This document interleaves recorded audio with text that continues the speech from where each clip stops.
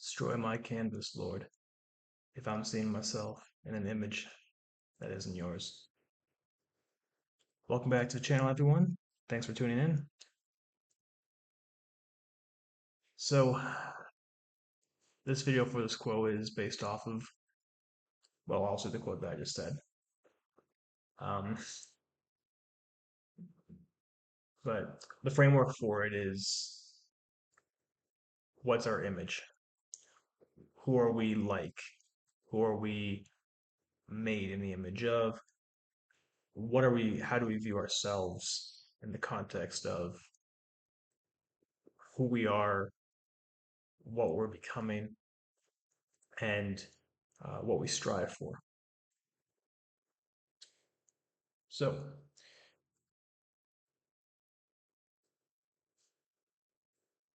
so let's begin. So before I even get into any of the points that I have for this quote, I'll highlight the verses first and then make my points from the verses that apply to it. So starting off in Genesis 1:26 and 27. It starts and says, "And God said, let us make man in our image, after our likeness, and let them have dominion over the fish of the sea, and over the fowl of the air, and over the cattle, and over all the earth, and over every creeping thing that creepeth upon the earth." And verse 27. So God created man in his own image. In the image of God created he him, male and female created he them. Now, there is a lot to unpack from just those two verses alone before I get to any of my other context. But we'll start with this. The first part that we need to reconcile with is that we didn't create ourselves. As such, we have to conform our identity, our view of ourselves, the image that we're made in, not of our own view, but of God's, of who created us, right? Because since we didn't create ourselves, if we look at ourselves thinking, okay, well, you know what?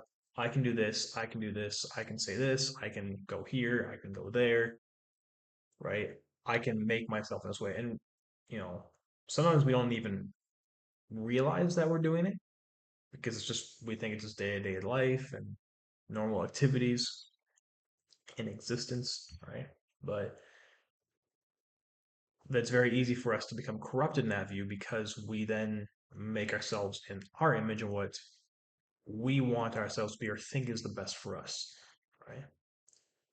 And it's not that all those desires, all those pursuits are necessarily inherently bad or evil, right? Just um, in a very isolated context, but because it inherently, makes a diversion from what our image actually is, which is in God and in His image, then it becomes evil. It becomes a perversion. It becomes a corrupted image. It becomes a corrupted painting canvas, so to speak, right? And because we're made in the image of God, that has to be reflected in our lives, right? Because if it's not, then who are we making ourselves out in the image of? Someone else, ourselves, Satan, um, an ideal, something that's a complete fabrication or a lie. Anything you want, you can throw your name on there.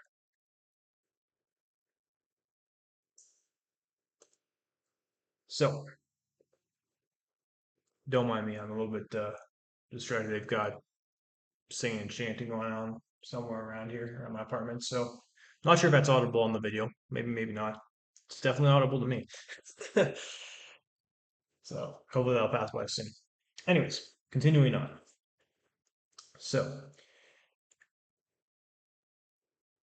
now, what's funny is a lot of people in life will look and say, "Oh well, you know, humans, people have too much power.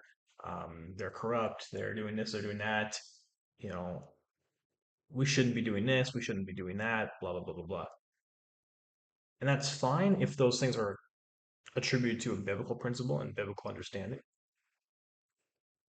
However, like in the context of people saying, "Oh, we shouldn't have any control or anything over animals in the world," um, yeah, no, that's actually wrong. Because God explicitly gives us dominion over the fish, birds, cattle, over all the earth, everything that creeps on it. Dominion meaning power, authority, you know, um, opportunity to do as you please, to subdue, to you know, have order and that kind of thing. Now, of course, because we're sinful and because we're separate from God in our human flesh, in our fleshly states, yes, having our dominion can often be very much perverted and corrupted. But when people say, "Oh, you shouldn't kill animals for different stuff," it's like, or you shouldn't. No, we have dominion because we've been given dominion by God to use these things for our benefit. God created them for like that, right? They are on a lower level. Animals are on a lower level than us in terms of what God's creation is because God created us again in His image, right?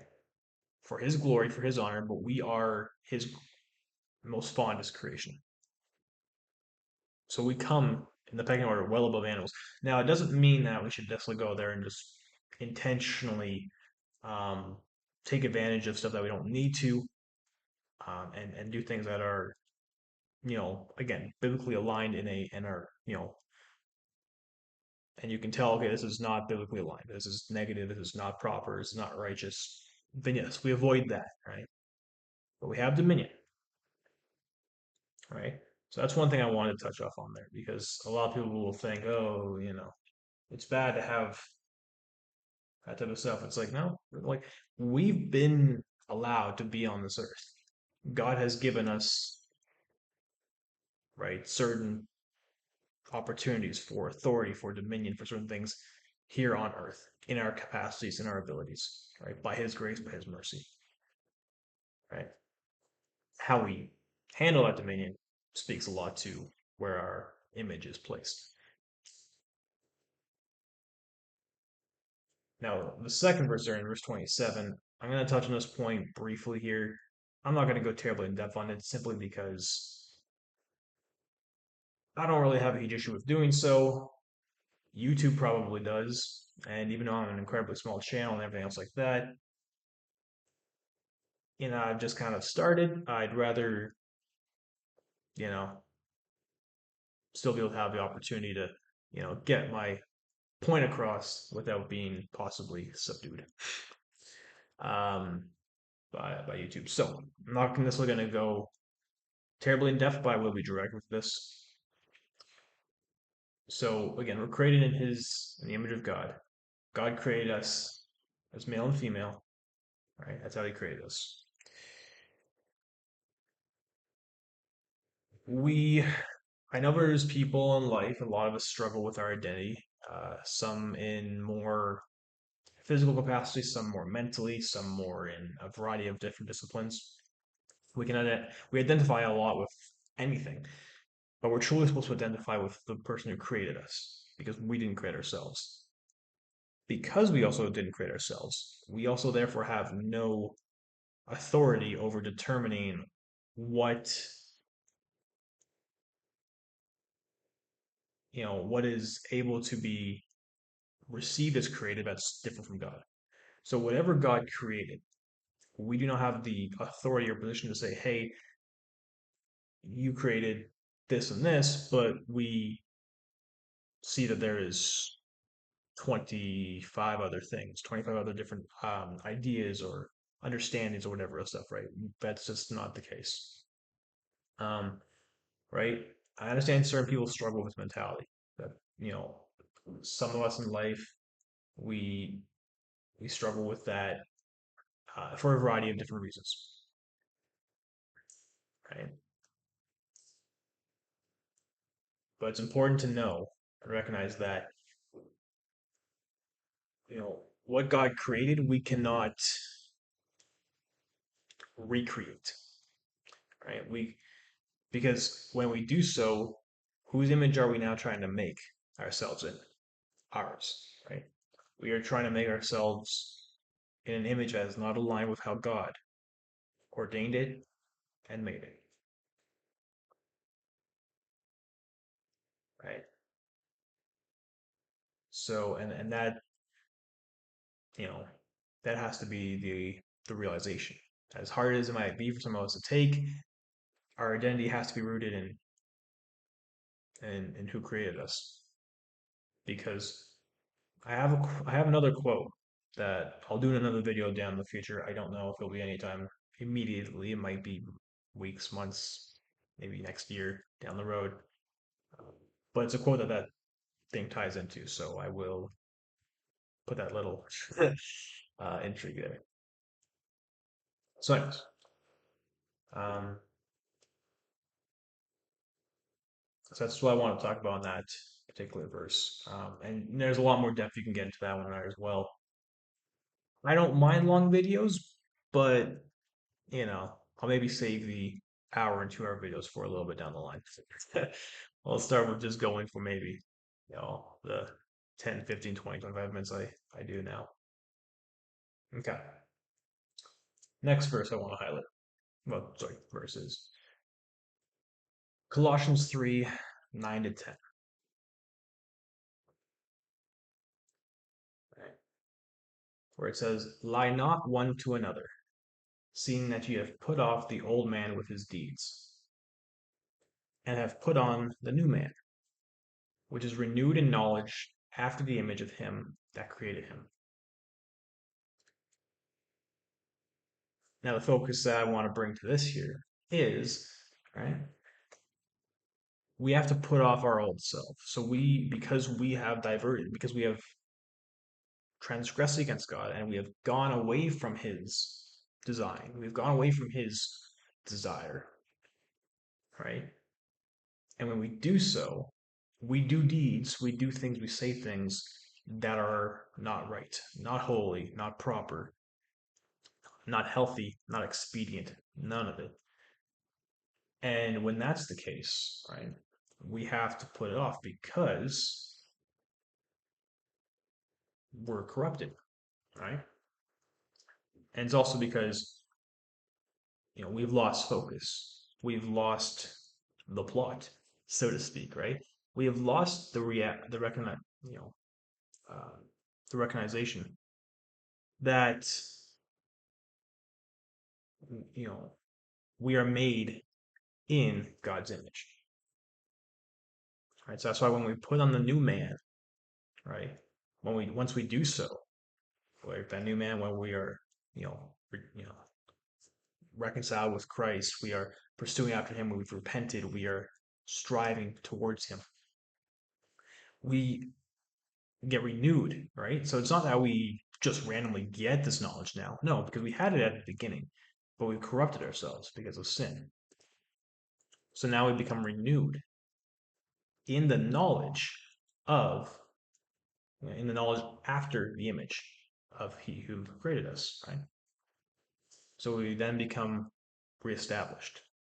We become reminded of exactly who we are made in the image of, where our identity is placed, right? And how we can reconcile with that, right? So that's what we have to do. But we have to be humble enough to come before God and recognize, hey, yes, I've made my identity in other things. I have made myself my own image, or somebody else's image, or something else's image. Um, I have done things, I've said things that have not glorified you, that have not been right, that haven't been pleasing to you. And as such, I'm coming before you in repentance, you know, I'm taking off the old man, place he'll give me the new man, right? Put on the new one. Okay. And then the final verse hit up is 1 Corinthians 15, verse 49. And that says, "And as we have borne the image of the earthy, we shall also bear the image of the heavenly." So, right now, as I speak to you, I'm in the flesh, skin and bone, marrow, water, you know, cells, protons, all these, everything, right? Atoms. That's me. I'm right now in the image of the earthy. I am, you know, I have a mind, I have a body, I have a soul, I have a spirit, right? But in my body, I am earthy. I'm made from the earth. I'm made from the dirt, right? From dirt did you come, to dirt will you return. So we all bear the image of the earthy, right? Adam, when he was first created, was created from the earth, right? And then Eve was created from his rib. So we bear the image of the earthy. And in that same context, so it also refers to Jesus in his human capacity, right? That we bear the image of God in human flesh, God in humanity. But just as we do that, we also shall bear the image of the heavenly. Who's that? God. God in spirit, right? Because we are also spiritual beings. We are also spiritual creations, right? Made by the Creator. And as such, because we're made by Him, we will bear the image of Him. Because as it say back in Genesis, right? That God has made man in His own image. Right? He's made male and female in His image. He's made us in His image, in His view, in His eyes, right? Right. So, because of that, right, we bear image of the heavenly, and even more so when we get to heaven, right, we get to see that reflection in its truest sense, right? We get to know it and truly, and we have it's clear, right? But we have to have that recognition now as well here in this life. We have to have an understanding because without that understanding of who we're made in the image of, it's very easy to lose the relationships that we need, right? Our relationship with our Creator is the greatest relationship we'll ever have. To spurn it is the greatest mistake we'll ever make. And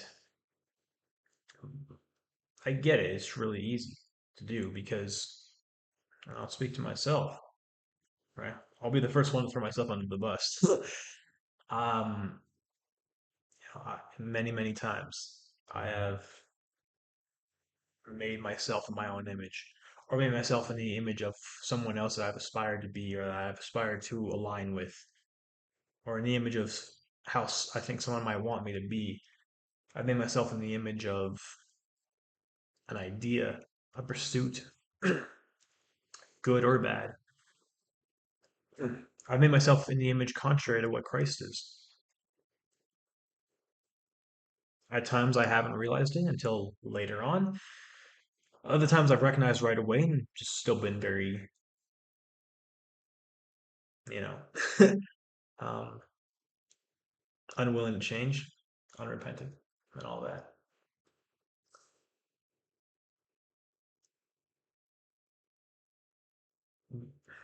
So, and I've had to, you know, realign myself with Christ and understand that, hey, look, I don't have any, like, I can create a lot of things here on earth.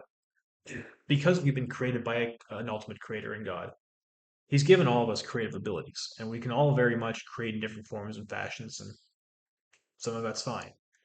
But what we can't do is we cannot create ourselves. We cannot recreate ourselves, right? Because we are already created by someone. We're already created by one God. And when we've been that way, we have to align our entire life's perspective, our entire life and understanding in that vein. Because when we pursue things and pursue a life and pursue an image, right, that is not aligned with God's will, then we are attempting to recreate ourselves in our own image, which becomes corrupt because we're not God, right? Because even if we think we are, even if we act like we are not. So we need to stop that, right? And that's just what is what it is. One of the biggest things that I've had to reconcile with over my life is where's my identity? Who am I? What's my relationship with who's created me? Right? And you have to ask yourself these questions. You have to do the searching because if you don't, you're allowing yourself to be led astray if you're thinking my identity doesn't matter. And I want to kind of close this up with this here is that your identity does not matter in who you think you are.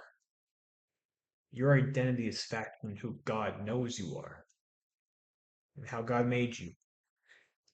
And you need to have that focus and that desire for Christ so that way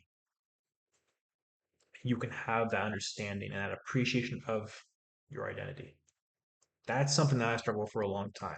In not the same way that a lot of other people maybe have. Because like again, there's different ways of struggling with your identity. It's not always just physical. It's not always just, you know, sexually or intimately or um, a variety of other factors, right, that are common these days. Um, it can just be in the fact of they just not being certain in who you are, in which direction you're going in life, and what you want to do, um, and what you want to pursue, and in you know, like what your status is essentially. What like when you look at yourself, it's like, who am I? Like, am I a person of any influence? Am I a person of any capabilities, of any capacity? Right? And all those answers come from God. All those answers come when you search and find your identity in the one who created you. Because you'll never find it if you try to find it in yourself. Never. We might find it, or sorry, we might think we found it in certain capacities and be content for a season in life, but that contentment won't last because it's not anchored in the truth. It's not anchored in the Word of God. It's not anchored in a relationship with Christ. Cut and dry, no bones about it.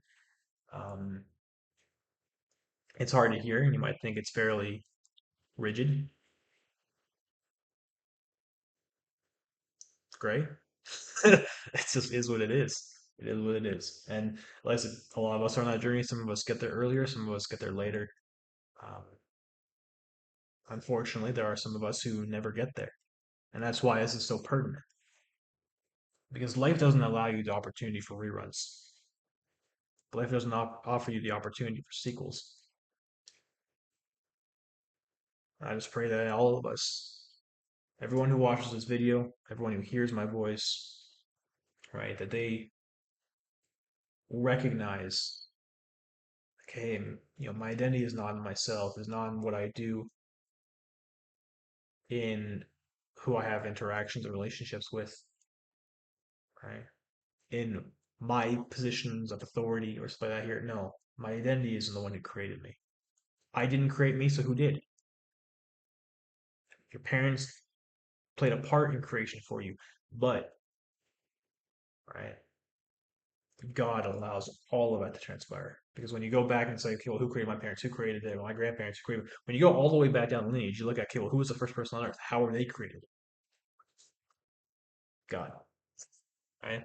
So that's all I want to hit up for today. I'm not going to belabor the point anymore. I think I got it across. Hopefully, I got it across fairly well. But anyways, so I want to thank each and every one of you who's come by to watch this video at any particular point during this video. Thank you for all those who watched it all the way through. I appreciate the support. I appreciate all the subscribers that I have. I know it's not a lot right now, but I still appreciate each and every one who subscribed, everyone who's left a like and a comment, everyone who's watched 1 second to a full video. I appreciate you, and I hope God richly blesses you, provides for you, and protects you in all things. If you enjoyed this video, feel free to leave a like or a comment. It's greatly appreciated. It lets me know that um, there is, you know, there's engagement, that there's people who enjoy this stuff, that take value from it, and are impacted by it. If you want to see more of this like content, please feel free to subscribe and turn on your notifications so you're alerted to more videos that I post. And yeah, that's all I got for you today. So thank you, everyone. Till I see you guys next time, be faithful, be fruitful, be fulfilled. God bless. See you later.